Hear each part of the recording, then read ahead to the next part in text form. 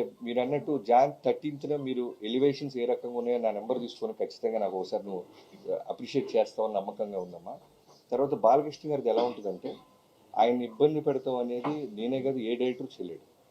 ఎందుకంటే పొద్దున్న 7 o'clock వచ్చి అర్ధరాత్రి మనం వెళ్ళమనేదాకా వెళ్ళరా ఆయన. గుర్రం ఎక్కమన్నా, కొండ ఎక్కమన్నా, రాళ్ల నుంచి దూకమన్నా చేస్తారు. డైరెక్టర్ చెప్తే కథ డిమాండ్ చేసి ఏమైనా చేస్తారు. ఎక్కడా కూడా మీకు యాక్షన్ సీక్వెన్స్ జరుగుతున్నప్పుడు ఏదైనా దెబ్బ తగిలినా సరే పక్క వ్యక్తికి కూడా తెలియని మళ్ళీ టేక్ ముందు అలానే నిలబడతారు. సో ఎప్పుడు మాకు ఆ ఫీల్ ఆయన బాధపడుతున్న సంగతి మా దాకా రీచ్ అవుతుంది. అంత హానెస్ట్గా అంత అగ్రెసివ్గా టువర్డ్స్ వర్క్ ఉంటాం.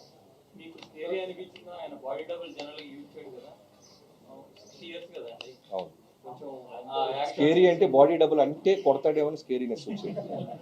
బాడీ డబుల్ డూపుని కనపడనీయకూడదు అండి, డూప్ ఉండకూడదు. అన్నీ నేను ఇప్పుడు ఒక హీరో వయసు తీసి పక్కన పెడితే మా దాంట్లో ఛాలెంజ్ ఏంటి, గుర్రం నడపాలి సాలిడ్గా. అంటే మిగతా ప్యారల్ రైడర్స్తో పాటు ఆయన ముందు అన్నిలో ఉండాలి, ముందు లీడ్ చేయాలి. సో ఆయన గుర్రం రాకపోతే మేము డూపులు తీసుకొచ్చి ఆయన ముందే చేయొచ్చు. ఆయనే గుర్రం ఎక్కేస్తున్నాడు, ఆయనే మెట్లు ఎక్కేస్తున్నాడు, ఆయనే దూకేస్తున్నాడు. ఇవన్నీ ఉన్నప్పుడు డూపులు తీసుకొస్తే ముందు అప్పుడు స్కేరీనెస్ మాకు చూపించేవాడు ఏమైనా.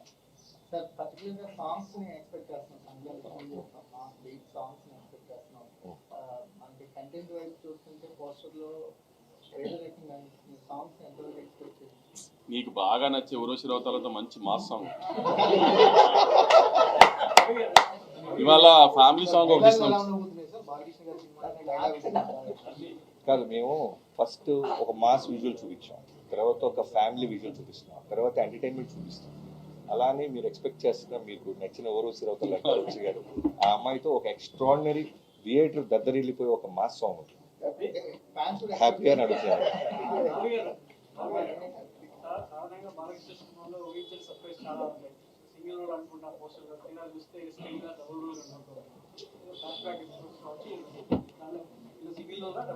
అది మీరు టికెట్ కొన్న తర్వాత తెలుసుద్దండి. భలే అడుగుతున్నారు మీరు, ఎలా చెప్తాం.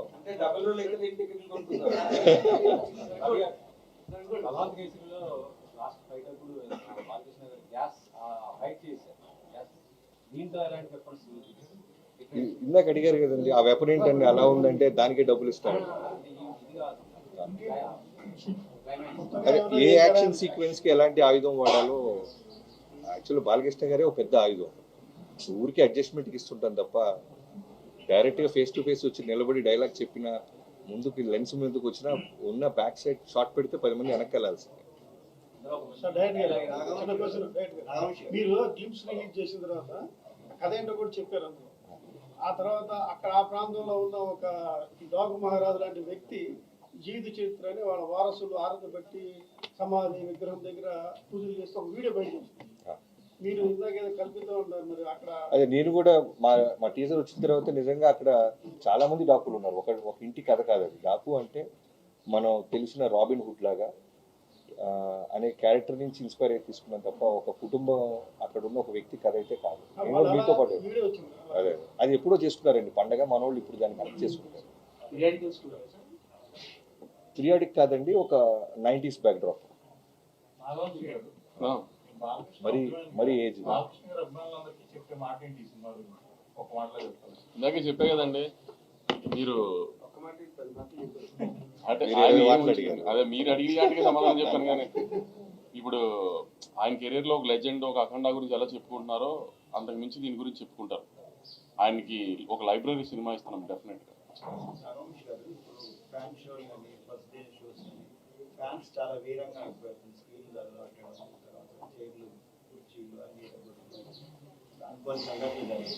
అంటే ఇప్పుడు ఇలాంటి పరిస్థితుల్లో హీరోలకి ప్రొడ్యూసర్లకి కొంచెం బాధ్యత పెరిగింది. అంటే ఈ సినిమా ఇట్లాంటి సంఘటన తర్వాత మీరు ఎలాంటి జాగ్రత్తలు సార్?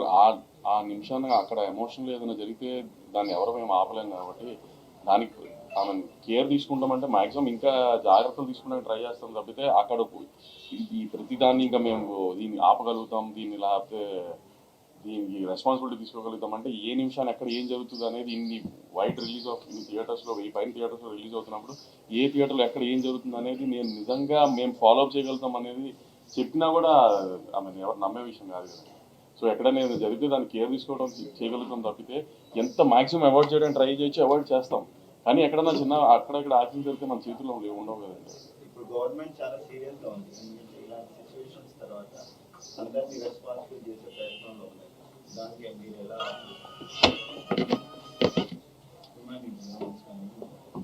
సార్ ఇప్పుడు మొన్న జరిగిన ఒక అన్ఫార్చునేట్ ఇన్సిడెంట్, సో అట్లాంటి ఇంకా జరగకుండా చూసుకుంటామే మా ప్రయత్నం కూడా.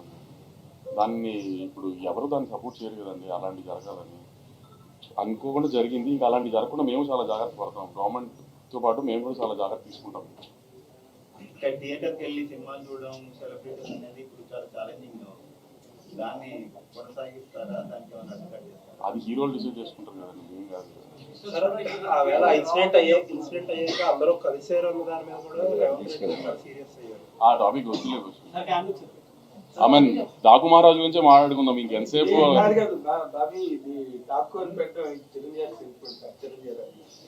మీరు ఇంజనీర్ నుంచి మీ పోస్టర్ అయితే చిరంజీవి గారి దాకే ఉంది. మీ ప్రశ్నలు దాని మీదే అడుగుతున్నారు. చిరంజీవి గారి అభిమాని అంటే మోస్ట్ ప్రొక్లైమ్డ్ చిరంజీవి గారి అభిమాని. చిరంజీవి గారితో పెద్దకి తర్వాత ఇమీడియట్ సినిమా బాలకృష్ణ గారితో చేస్తున్నారంటే 100% ఆ క్యూరియాసిటీ కానీ ఆ ఇంక్యూజిటివ్నెస్ అండ్ ఎక్సైట్మెంట్ అవన్నీ బాగా ఎక్కువ ఉంటాయి. దాన్ని మీరు ఎలా మీట్ అయ్యారంటే నిజంగా it's really challenge for director. అదే ఇప్పుడు నాకంటే కాన్ఫిడెంట్ వంశీ గారు చెప్తున్నారు. ఆ ప్రీవియస్ సినిమాల కన్నా ఈ సినిమా నెక్స్ట్ లెవెల్లో ఉంటుంది. కథ పరంగా కానీ, ఫైట్స్ పరంగా కానీ, విజువల్ పరంగా కానీ, అన్ని విధాలుగా. సో ఇప్పుడు బాలకృష్ణ గారితో చేసిన తర్వాత మళ్ళీ నెక్స్ట్ ఇంకో హీరోతో చేస్తే మళ్ళీ ఆ హీరో ప్రీవియస్ సినిమాలు ఏంటి, మనం ఏం చూపిస్తున్నాం అనే హోంవర్కే ఉంటుంది. వంశీ గారు మళ్ళా బాబీ గారు చిరంజీవి గారితో ట్రై చేస్తున్నారని తెలిసింది, మళ్ళీ మీరు ఎలా చేసే అవకాశం ఉందా? ఇంకా నాకు చెప్పలే బాబీ. నేను బాబీ గారు వేరే ప్లాన్ చేసుకున్నాం. చిరంజీవి గారు అని ఇచ్చిన చెప్పలేదు కానీ కొంచెం పెద్ద స్కేల్లో వేరేగా ప్లాన్ చేస్తాం. కొంచెం టైం తీసుకుని ప్రశాంతం. బాబీ గారు, బాలకృష్ణ సినిమా అంటే మీకు ఎదురైన మోస్ట్ ఛాలెంజ్ ఏంటిది, ఎక్సైట్మెంట్ ఏంటి? ఎగ్జైట్మెంట్ అంటే చిరంజీవి గారితో వాల్తేర్ గారు లాంటి హ్యూజ్ సక్సెస్ తర్వాత మళ్ళీ బాలకృష్ణ గారితో సినిమా రావటం అనేది ఒక డైరెక్టర్గా సూపర్ కిక్. అది మళ్ళీ చెప్పాలి కదా నేను. సో సూపర్ కిక్ అనమాట. ఆ కిక్ని అచీవ్ చేయడానికి టీం అందరం కలిసి బాగా ఎఫర్ట్స్ పెట్టాం. నెంబర్ ఆఫ్ అవర్స్ పేపర్ మీద పెట్టాం, అలానే పోస్ట్ ప్రొడక్షన్ మీద పెట్టినాం. సినిమా డే బై డే ఆర్ఆర్తో జరుగుతున్న గ్రోత్ కానివ్వచ్చు, ఫైనల్ మిక్సింగ్ కానివ్వచ్చు, చూస్తున్నప్పుడు ఎప్పుడు జాన్ 12 వస్తుందా అని అంత ఒక అడ్రినల్ రష్ మా అందరికీ పంప్ అవుతుంది. So waiting. చిరంజీవి గారి అభిమాని. చిరంజీవి గారితో పెద్దకి తర్వాత ఇమీడియట్ సినిమా బాలకృష్ణ గారితో చేస్తున్నారంటే 100% ఆ క్యూరియాసిటీ కానీ ఆ ఇంక్యూజిటివ్నెస్ అండ్ ఎక్సైట్మెంట్ అవన్నీ బాగా ఎక్కువ ఉంటాయి. దాన్ని మీరు ఎలా మీట్ అయ్యారంటే నిజంగా it's really challenge for director. అదే ఇప్పుడు నాకంటే కాన్ఫిడెంట్ వంశీ గారు చెప్తున్నారు. ఆ ప్రీవియస్ సినిమాల కన్నా ఈ సినిమా నెక్స్ట్ లెవెల్లో ఉంటుంది. కథ పరంగా కానీ, ఫైట్స్ పరంగా కానీ, విజువల్ పరంగా కానీ, అన్ని విధాలుగా. సో ఇప్పుడు బాలకృష్ణ గారితో చేసిన తర్వాత మళ్ళీ నెక్స్ట్ ఇంకో హీరోతో చేస్తే మళ్ళీ ఆ హీరో ప్రీవియస్ సినిమాలు ఏంటి, మనం ఏం చూపిస్తున్నాం అనే హోంవర్కే ఉంటుంది. వంశీ గారు మళ్ళా బాబీ గారు చిరంజీవి గారితో ట్రై చేస్తున్నారని తెలిసింది, మళ్ళీ మీరు ఎలా చేసే అవకాశం ఉందా? ఇంకా నాకు చెప్పలే బాబీ. నేను బాబీ గారు వేరే ప్లాన్ చేసుకున్నాం. చిరంజీవి గారు అని ఇచ్చిన చెప్పలేదు కానీ కొంచెం పెద్ద స్కేల్లో వేరేగా ప్లాన్ చేస్తాం. కొంచెం టైం తీసుకుని ప్రశాంతం. బాబీ గారు, బాలకృష్ణ సినిమా అంటే మీకు ఎదురైన మోస్ట్ ఛాలెంజ్ ఏంటిది, ఎక్సైట్మెంట్ ఏంటి? ఎగ్జైట్మెంట్ అంటే చిరంజీవి గారితో వాల్తేర్ గారు లాంటి హ్యూజ్ సక్సెస్ తర్వాత మళ్ళీ బాలకృష్ణ గారితో సినిమా రావటం అనేది ఒక డైరెక్టర్గా సూపర్ కిక్. అది మళ్ళీ చెప్పాలి కదా నేను.